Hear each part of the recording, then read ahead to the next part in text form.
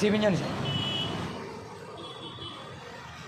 పవన్ కళ్యాణ్ గారు రేపు మన నాగేంద్రబాబు గారు, అజయ్ కుమార్ గారు, అలాగే మన ఇన్ఛార్జి గారు పిడి హరిప్రసాద్ గారు, ఎమ్మెల్సీ గారు, వాళ్ళందరూ కూడా రేపు వస్తున్నారు.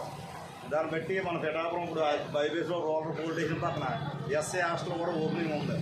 అలాగే మన గొల్లపురంలో కూడా 3 చోట్ల శంకుస్థాపనలు ఉన్నాయండి. ఇలా అందరూ వస్తున్నారు. ఇప్పటి నుంచి కూడా ఇక్కడ ట్యాక్సీలు గట్రా పెట్టి అందరూ కూడా చాలా అడవడుకున్నారు.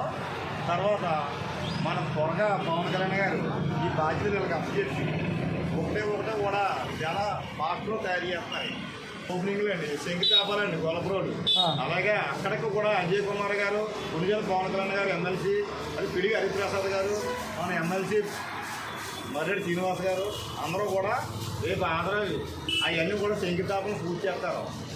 తక్కువ టైంలో అభివృద్ధి ఎక్కువగా రావాలంటే మన పవన్ కళ్యాణ్ గారిని అందరూ గెలిచినందుకు అది వృధా అవ్వకుండా చక్కని పరిపాలన అందిస్తున్నారు జనాలకి. అంతగా అందించిన నాయకుడు ఇప్పుడు వచ్చి నేను ఎవరినో చూడలేదు. జై జనసేన.